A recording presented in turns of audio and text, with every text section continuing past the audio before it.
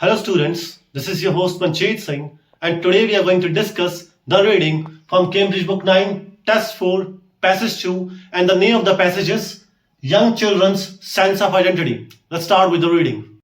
Okay, let's start with the passage Young Children's Sense of Identity. Let's start with the first question, and that is 14th of this passage. Okay, an account of the method used by researchers in a particular study. Okay, बताया गया है कुछ methods use किए गए हैं उनके बारे में पर्टिकुलर स्टडी में. ठीक है, एक खास एक्सपेरिमेंट में, स्टडी में, रिसर्च में, तो उसे हम कहते हैं. ओके, तो आंसर क्या है? जी. तो जी पैरा में गिवन है. ओके, और ये जो है आपका आंसर ये गिवन है जी पैरा के फोर्थ. अगर हम लाइन से पढ़े वहां पे लिखा है in one experiment Lewis and Brooks Gunn 1979 dabbed some red powder on the noses of the children who were playing in front of mirror. तो यहाँ पे क्या किया, लुइस एंड ब्रूक्स गन ने थोड़ा सा जो लाल कलर है वो छोटे छोटे बच्चे हैं जो उनके नाक पे लगा दिया, तो जो खेल रहे थे मिरर के आगे. एंड देन ऑब्जर्व किया how often they touch their nose, वो कितने बार अपने नाक को टच करते हैं. Because the psychologist reasoned that if the children knew what they usually looked like. ठीक है, साइकोलॉजिस्ट क्या बताते हैं कि अगर बच्चों को पता हो कि वो कैसे दिखते हैं, they would be surprised by the unusual red mark and would start touching. ठीक है, तो वो अनयूजुअल जो रेड मार्क है वो उसको मतलब देखेंगे, उसको ऑब्जर्व करेंगे और उसे टच करना शुरू कर देंगे. तो आपका जो आंसर है वो 14th है. ठीक है, 14th का वो जी है. Okay, let's move on to the next one, and that is 15th. The role of imitation in developing a sense of identity. Okay, role imitation का जो डेवलप करता था सेंस ऑफ आइडेंटिटी में. ठीक है, इमिटेशन क्या है? कॉपी करना. रोल कॉपी करना किस चीज में? डेवलप करना सेंस ऑफ आइडेंटिटी. क्यों, कैसे मतलब दिखते हैं, कैसे नहीं, खुद की आइडेंटिटी क्या है उनकी, उसके बारे में. तो वो आपका गिवन है सी पैरा में. और सी पैरा में अगर आप पढ़ोगे फर्स्ट लाइन से यहाँ पे लिखा another powerful source of information for infants about the effects they can have on world around them is provided. ठीक है, व्हेन अदर्स मिमिक देम, जब दूसरे उनको मिमिक करते हैं. And many parents spend a lot of time particularly in the early months. ठीक है, बहुत सारे मतलब कुछ शुरू के महीनों में जो लोग हैं वो काफी टाइम स्पेंड करते हैं अपने बच्चों के ऊपर copying their infants vocalisation and expressions. तो वो उन्हें कॉपी करते हैं उनकी वोकलाइजेशन और उनके एक्सप्रेशंस को. वोकलाइजेशन क्या है? जहाँ पे जैसे बच्चे जैसे आवाज करते हैं, मतलब ब्ला ब्ला करते हैं, तो वो भी ब्ला ब्ला करके उनसे बात करने की कोशिश करते हैं. एक्सप्रेशंस देते हैं जैसे वो खुद देते हैं वैसे ही बच्चे. ठीक है, ताकि वो हंसे और उनके साथ खेले. एंड इन एडिशन जहाँ पे लिखा young children enjoying looking in mirrors, mirrors में देखना पसंद करते हैं. मूवमेंट्स जो वो खुद पे करते हैं जो कि डिपेंड हो उनके खुद के ऊपर, उनको एंजॉय करते हैं. तो उसके बारे में गिवन है, ये बता रखा. जो 15th आपका आंसर है क्वेश्चन था, उसका आंसर सी है, जो इमिटेशन के बारे में बताया. The role of imitation in developing a sense of identity. तो जो लोग हैं उनको मम्मी डैडी जो होते हैं वो अपने बच्चे को कॉपी करते हैं, उनके जैसे ही बोलने की कोशिश करते हैं, एक्सप्रेशंस देते हैं, तो वो उसे सेंस ऑफ आइडेंटिटी देते हैं कि मैं खुद वो कुछ है. ठीक है, उनको खुद को आइडेंटिटी देता है बच्चों को. Okay, let's move on to the next one, that is 16th. The age at which children can usually identify a static image of themselves. Okay, age जहाँ पर जो बच्चे हैं, देखिए वो खुद को आइडेंटिफाई कर पा रहे हैं एक स्टैटिक इमेज. ठीक है, खुद की अगर वो रुके भी हुए हैं, देखो मूवमेंट को कॉपी करना, उस पर रीड कर पाना आसान होता है कि वो मूवमेंट कर रहे हैं तो वो मैं ही हूँ. बट स्टैटिक इमेज को पहचान पाना कि वो खुद है, तो वो क्या है? जी पैरा में गिवन है. जी पैरा में उसके बारे में बताया गया है. आंसर जी है. तो ये आपका गिवन है फर्स्ट लाइन से ही. Lewis and Brooks Gunn argued that an important developmental milestone is reached. कहाँ पे मिलता है? When children become able to recognise themselves. जब बच्चे एबल कर पाते हैं, मतलब पहचान पाते हैं, अपने आप खुद को रिकॉग्नाइज कर पाते हैं visually without the support of seeing contingent movement. किस चीज के बिना? कंटिंजेंट मूवमेंट के बिना. कंटिंजेंट होता है जो कि डिपेंड उनके ऊपर हो, मूवमेंट जो उनके ऊपर मूवमेंट डिपेंड होती है कि वह कैसे हिलते हैं, इधर उधर भागते हैं, तो उसके बिना. This recognition occurs around their age second birthday. ठीक है, वो सेकंड बर्थडे के नजदीक जाके वो पहचान पाते हैं अपने आप को. तो यहाँ पे रिकॉग्निशन करनी शुरू कर देते हैं. Okay, let's move on to the next one, that is 17th. A reason for the limitations of scientific research into self as subject. ये रीजन बताया गया है किस चीज के बारे में, लिमिटेशंस के बारे में, किस चीज की, साइंटिफिक रिसर्च, किस चीज के बारे में, सेल्फ एज सब्जेक्ट, कि वो खुद एक सब्जेक्ट है, उसके बारे में. डी, तो ये आपका गिवन है डी पैरा में, और ये डी पैराग्राफ के फर्स्ट पेज पे डी पैराग्राफ 4th लाइन से अगर हम पढ़ेंगे, जहां पे लिखा है empirical investigations of the self as subject in young children are however rather scarce. ये बहुत कम होता है, ठीक है, इन्वेस्टिगेशंस नहीं हो पाती. बिकॉज किस चीज की वजह से, because of difficulties of communication. अब बच्चे से तो आप कम्युनिकेट नहीं कर सकते ना, उससे पूछ नहीं सकते कि वो क्या कर रहा है क्या नहीं. आप सिर्फ ऑब्जर्व कर सकते हो, उसके फीलिंग्स के बारे में नहीं पूछ सकते आप. Even if young infants can reflect on their experience, वो एक्सपीरियंस को रिफ्लेक्ट करें, this certainly can not express this aspect of the self directly. तो वो उसके बारे में नहीं बता सकते, डायरेक्टली नहीं बता सकते. तो इस चीज के बारे में बताया गया है 17th में. ओके, रीजन जो लिमिटेशंस है उसके बारे में बताया गया. Okay, the next one 18th, reference to a possible link between culture. Reference बता रखा है किस चीज के बारे में, जो पॉसिबल लिंक है किस चीज के बारे में, culture and a particular form of behaviour. एक तो कल्चर है, दूसरा बिहेवियर उन बच्चों का. ओके, तो ये एच में गिवन है. Okay, H paragraph last 3 lines यहाँ पे लिखा है, although it may be less marked in other societies. Less marked है तो नहीं बताया गया दूसरी सोसाइटीज में. आई डोंट नो, उसमें रिसर्च नहीं होगी इसलिए नहीं बताया गया. The link between the sense of self, एक तो खुद के बारे में कि वो सेल्फ खुद कौन है, और उसकी ओनरशिप क्या है किसी भी चीज के ऊपर, is a notable feature of childhood.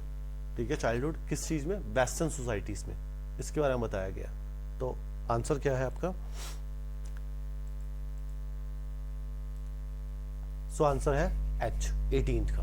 Reference किस चीज के बारे में, कल्चर जो वेस्टर्न सोसाइटी से, और पर्टिकुलर फॉर्म ऑफ बिहेवियर जो कि ओनरशिप और सेल्फ के बारे में है, कि अपने बारे में पता लगा पाना. Okay, 19th, examples of the wide range of features that contribute to the sense of self as subject. Examples जो वाइड रेंज ऑफ फीचर्स के बारे में बता रखा है, जो कंट्रीब्यूट करता है किस चीज के बारे में, सेंस करा पाता है सेल्फ एज ऑब्जेक्ट के बारे में, कि हम भी कुछ हैं. और ये जो आपका गिवन है 19th ई पैराग्राफ में है, और ई पैराग्राफ की अगर आप 3rd लाइन से पढ़ेंगे, जहां पे लिखा है this second step in the development of a full sense of subject, sorry full sense of self is what James called self as object. जहाँ पे खुद पता शुरू होता है कि हमें पता लगना शुरू होता है कि हम हैं क्या, तो सेल्फ एज ऑब्जेक्ट बताया. And this has been seen by many to be the aspect of self which is most influenced by social elements. Social elements क्या है वो आपको बताता हूँ. And since लिखा है it is made up of social roles such as student, brother, colleague. हम किसी के student हैं, किसी के brother हैं, किसी के colleague हैं, तो उसमें हमें पता लग पाता है कि हम कुछ हैं. ठीक है, हमारी कुछ होंद है यहाँ पे, existence है. And characteristics which derived their meaning from comparison. जहाँ पे हम comparison करते हैं, interaction करते हैं with other people such as trustworthiness, shyness, sporting ability. कि वो बच्चा ज़्यादा ट्रस्टवर्दी है, वो बच्चा ज़्यादा शाई है, या उसकी स्पोर्टिंग एबिलिटीज अच्छी हैं, ज़्यादा अच्छी हैं, तो कंपैरिजन शुरू होता है. तो उसमें सेल्फ एज ऑब्जेक्ट के बारे में पता लगता है हमें कि बच्चों को कि वो कुछ है वहाँ पे.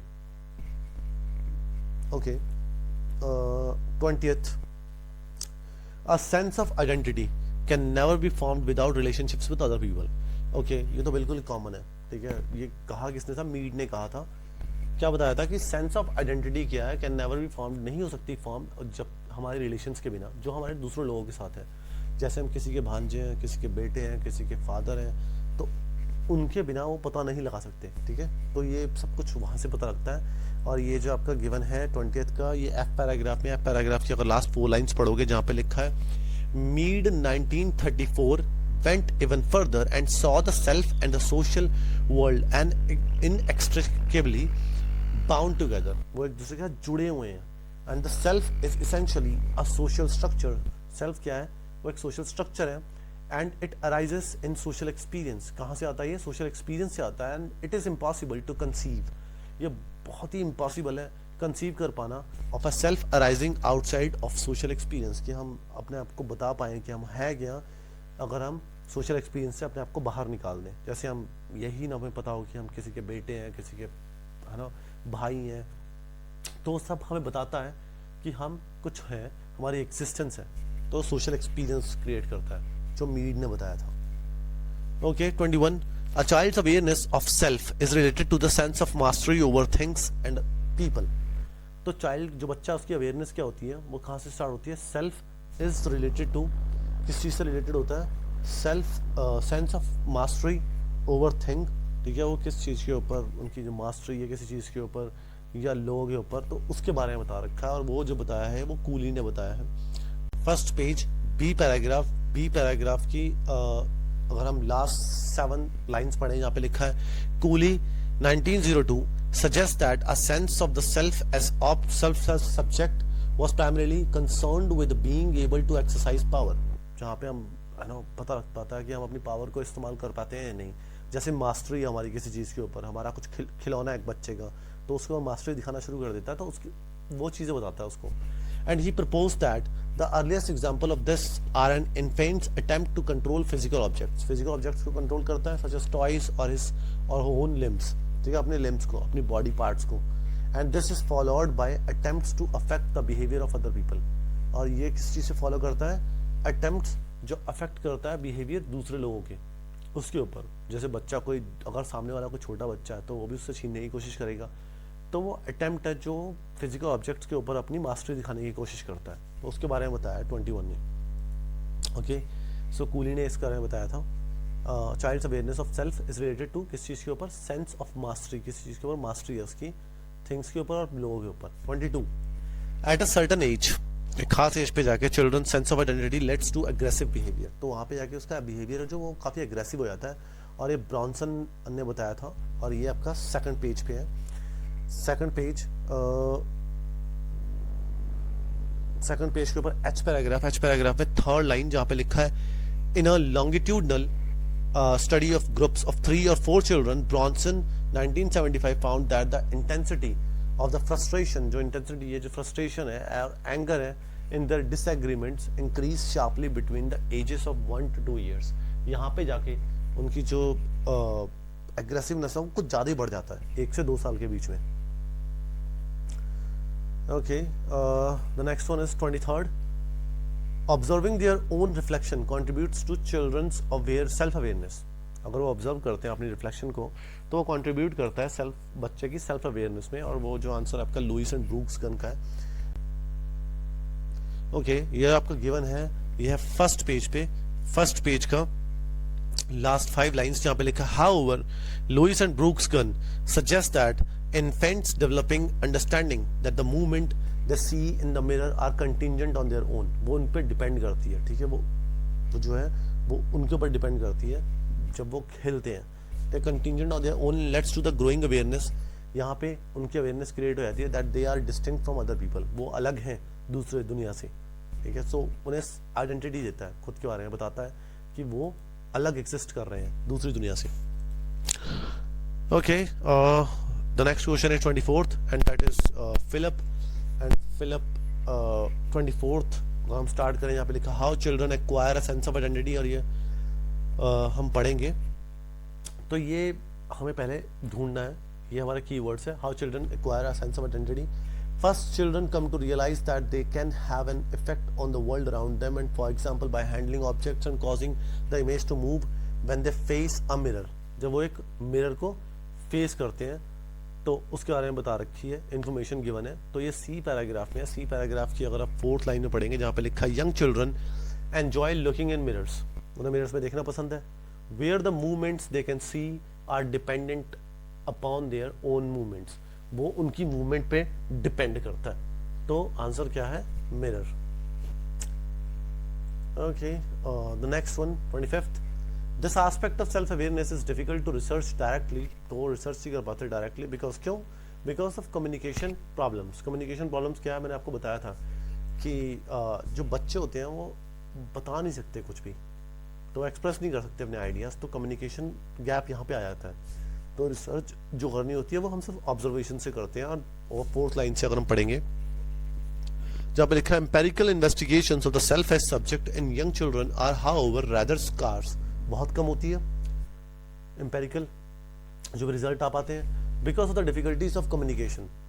क्या है वो डिफिकल्टीज कम्युनिकेशन की है, जो कम्युनिकेट नहीं कर पाते वो। Even if young infants can reflect on their experience, चाहे वो अपने एक्सपीरियंस को रिफ्लेक्ट करें तब भी नहीं कर पाते। And they certainly can not express this aspect of the self directly, तो वो सर्टनली मतलब एक्सप्रेस नहीं कर पाते अपने आप अपने आस्पेक्ट को डायरेक्टली, तो इसलिए कम्युनिकेशन गैप बढ़ जाता है। तो आंसर क्या है, communication. Okay, in Western societies, at least the development of self-awareness is often linked to a sense of ownership and can lead to the disputes. तो वो sense of ownership के ऊपर है कि वो लिंक है किस चीज़ में वेस्टर्न सोसाइटीज़ में, कि वो क्या किस चीज़ पर डिपेंड करते हैं। अवेयरनेस है एक, तो often linked to a sense of ownership। तो ये जो आपका आंसर गिवन है ये है एच पैराग्राफ की लास्ट 3 लाइन्स में यहाँ पे लिखा, although it may be less marked than other societies, the link between the sense of self and of ownership, तो सेल्फ खुद का और ओनरशिप जो है आपका आंसर है। Ownership is a notable feature of childhood in western societies, western societies में ये नोटेबल फीचर है। सो आंसर आपका है ओनरशिप। आई होप कि आपको ये रीडिंग समझ में आई होगी। अगर आपको समझ में आई तो प्लीज़ इसे लाइक कीजिएगा, शेयर कीजिएगा, कमेंट कीजिएगा और चैनल को सब्सक्राइब कीजिएगा। Thank you.